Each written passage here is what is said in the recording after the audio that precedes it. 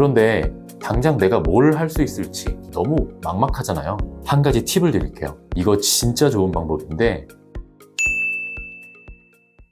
네, 오늘 그냥 영상 내용을 쭉 라디오 듣듯이 한번 들어보셨으면 좋겠어요. 삶의 방향성을 다시 생각해 보게 되실 거예요. 지금 3040이신 직장인분들이 이 영상을 클릭하셨다면 꼭 다 들어보셨으면 좋겠어요. 오늘 제 얘기가 냉정하게 우리가 잊고 사는 진실에 눈을 뜨고 본인의 삶이 어디로 향해 가고 있는지 돌아보는 계기가 되었으면 합니다. 여러분, 유럽 국가들은 정년 연장에 대해서 반대하는 거 혹시 아시나요? 그 프랑스의 마크롱 대통령이라고 있죠. 최근에 62세에서 64세로 정년을 연장하는 개혁안을 추진을 했었어요. 그런데 시민들 그리고 국민들이 이 개혁안에 반대하는 시위에 참여를 했고, 이게 전국적인 시위와 파업이 되었다고 합니다. 더 빨리 나라로부터 지원을 받으면서 자유롭고 여유로운 삶을 즐기고 싶었기 때문이죠. 노동과 삶의 균형에 대한 시위였다고 볼 수 있어요. 그런데 여러분 다들 아시다시피 우리나라는 어떤가요? 반대로 정년을 늘려달라고 싸우고 있죠. 정년 65세론에 대한 얘기가 나오고 있는 거 다 아시죠? 안타깝지만 생계를 위해서 더 일해야 되는 게 사실이니까요. 이 대한민국 정년은 60세인데 국민연금 수령은 63세에서 만 65세 이 정도 되죠. 그러니까 필연적으로 소득 공백이 생기는 구조예요. 왜 정년 65세론 뭐 이런 말들이 나오고 있는지 아시겠죠? 정말 아이러니합니다. 은퇴 후의 여생을 즐기면서 살아가고자 싸우는 사람들, 그리고 은퇴 후의 여생을 살아내기 위해서 정년을 연장해달라고 싸우는 사람들, 뭐 이렇게 나뉜다는 게 사실 좀 안타깝기도 하고 생각이 많이 들게 만드는 두 가지 반대되는 상황이죠. 거기에 더해서 한국 노년층의 빈곤율은 무려 40%가 넘어갑니다. 참고로 앞서 언급한 프랑스가요, 4%대예요. 차이가 많이 나죠.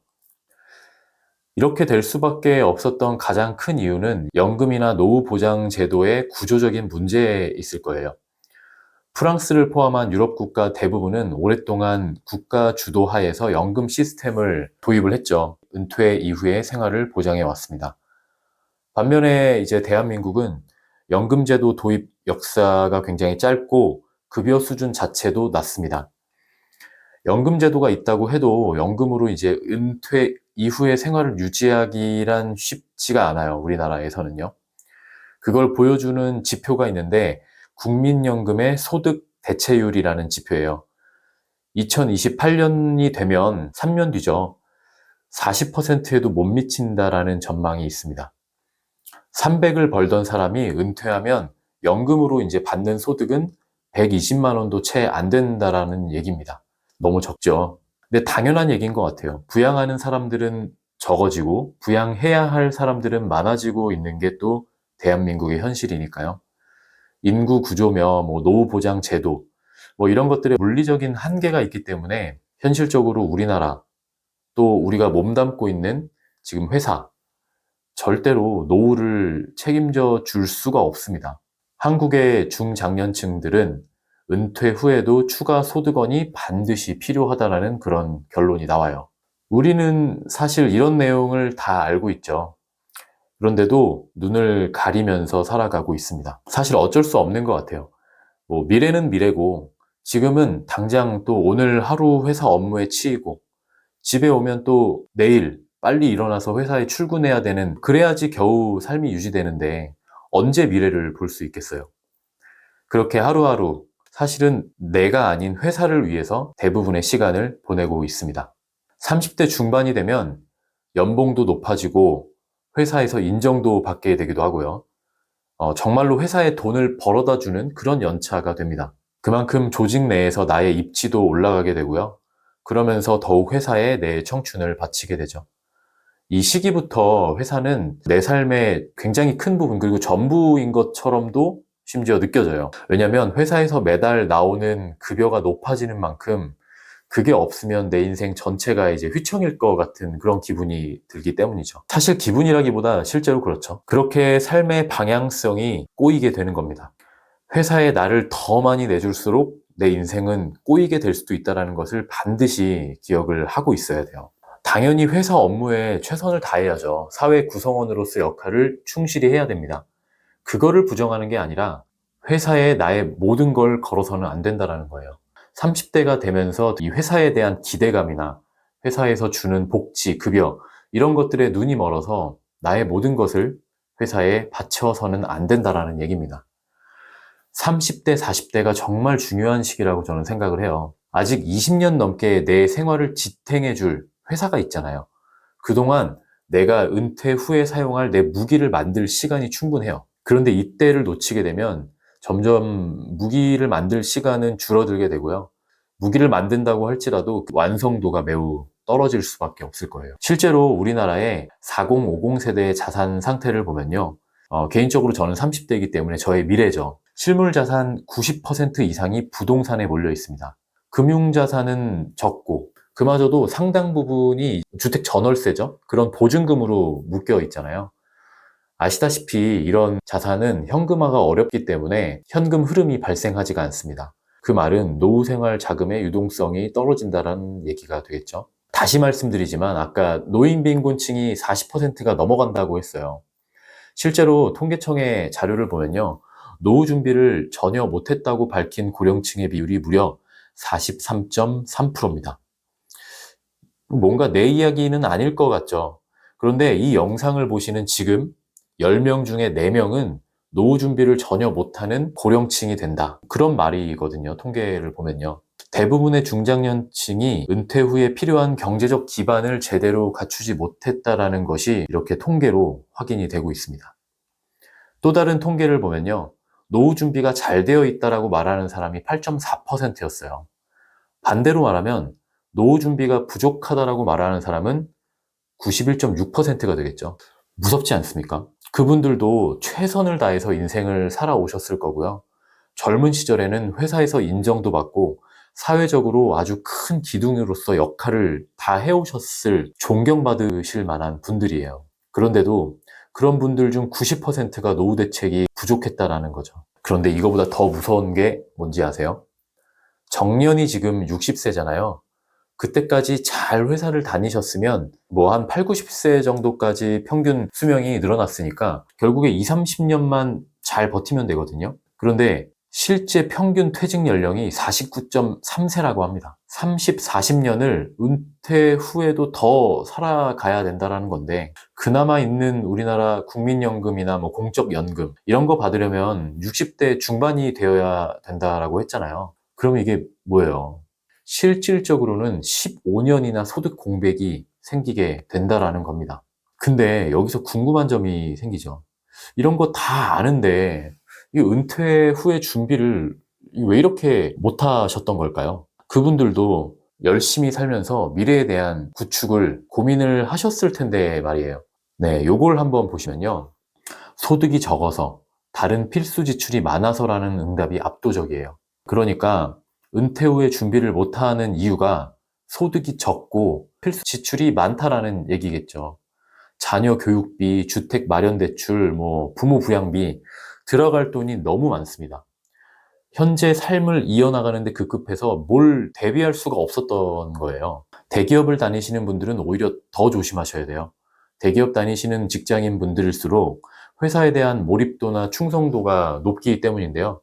그래서 개인 차원의 준비를 소홀히 하는 경우가 꽤나 많고 특히 급여가 높고 복지가 워낙에 좋기 때문에 나중에 은퇴 후에 그 격차가 더 크게 느껴지실 수밖에 없을 거예요. 그럼 이제 어떻게 해야 될까요? 네, 정답은 사실 모두 알 거라고 생각을 합니다. 제가 이 영상 유튜브에서 보면서 되게 와닿았었거든요.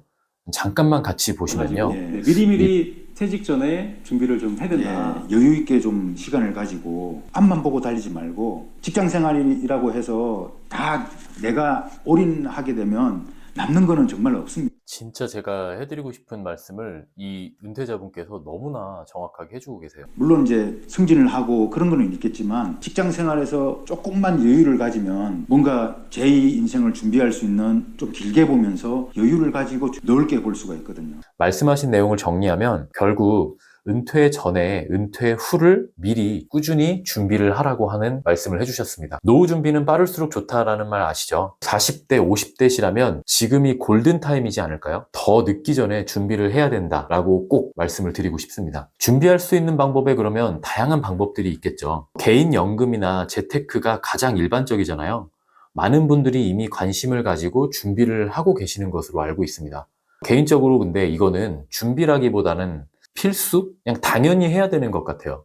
그리고 솔직하게 말하면 저는 이미 지금 월급에서 지출이 나가거나 그러고 나면 빠듯해서 추가로 재테크를 하거나 개인연금을 준비할 여력이 안 되더라고요. 그래서 저는 현금 흐름을 만들 수 있는 부업에 대해서 관심을 더 많이 가지고 있습니다. 그러면서 부업으로 나온 현금 흐름을 재테크나 개인연금으로 활용을 하려고 하고 있어요. 그래서 저는 현금 흐름을 굉장히 중요하게 생각을 하고 있죠. 지금 생활 패턴이나 지출 구조가 사실 회사 급여로 맞추어져 있기 때문에 이거는 더 건드리지 않고 부업으로 만들어진 소득을 활용을 하고자 노력을 하고 있습니다.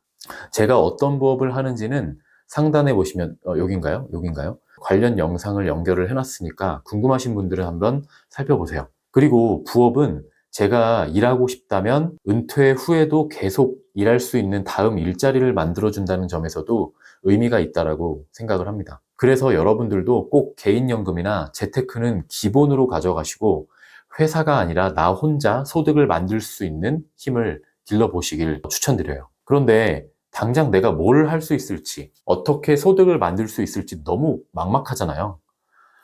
한 가지 팁을 드릴게요. 이거 진짜 좋은 방법인데 크몽에 한번 들어가 보세요. 크몽은 뭐랄까요? 자기의 경험이나 재능을 팔 수 있는 그런 웹사이트라고 보시면 됩니다. 다른 거 다 필요 없고요. 여기에 들어와서 요 메인 카테고리가 있어요. 여기 전체 보기를 누르시면 이렇게 전체를 카테고리를 볼 수가 있는데요. 이 중에서 나랑 관련된 내가 할 수 있을 만한 혹은 내가 하고 싶은 그런 카테고리를 한번 들어가 볼게요. 그러면 여기에 또 세부 카테고리들이 나오잖아요. 네, 여기에서 또 내가 하고 싶은 거나 내가 할 수 있는 그런 영역을 또 클릭을 해봅니다. 예를 들면 자, 그러면 여기에서 이렇게 사람들이 자기의 서비스나 기술을 그리고 재능을 어떻게 팔고 있는지 볼 수가 있죠. 내가 하고 싶은 거를 어떻게 나중에 내가 팔 수 있는 형태로 기술을 발전시킬 수 있을지 예측을 해볼 수가 있게 됩니다. 이렇게 크몽의 카테고리를 찾아 들어가서 어떤 서비스와 기술들을 어떻게 팔고 있는지를 확인하면 내가 할 수 있는 것과 하고 싶은 것을 분류할 수가 있을 거예요. 거기서부터 앞으로의 방향을 설계해 나가신다면 도움이 되실 겁니다. 오늘은 3040에게 너무나 중요한 이야기를 나누어 봤습니다. 애써 외면하고 사는 그런 진실들이 사실 많죠. 그렇지만 우리는 지금 이 영상을 보고 계시는 여러분들은 현실을 바로 직시하고 냉정하게 미래를 준비해야 됩니다. 저는 그렇게 생각해요. 부가티를 끌고 다니는 멋지게 성공한 그런 사업가들 물론 너무 멋있고 존경스럽습니다. 그런데 저는 유튜브에서 이런 얘기들을 더 많이 하고 싶어요. 소소하게 직장을 다니면서 보람을 느끼기도 하고 그러면서도 현실은 잊지 않고 미래를 위해서 하나씩 회사 말고 날 위해 무언가를 준비하는 거죠. 아니면 적어도 나를 위해 살아가는 시간을 만들어 가다 보면 회사를 은퇴하고도 불안하지 않고 행복하게 살아갈 수 있는 발판은 마련해 놓을 수 있지 않을까라는 생각을 합니다. 그런 것들을 유튜브에서 많이 공유를 하고 싶어요. 오늘 내용이 조금이라도 마음에 울림이 있었다라면 구독과 좋아요 부탁드리고 저는 또 다른 이야기로 찾아오겠습니다. 그럼 다음에 또 봬요.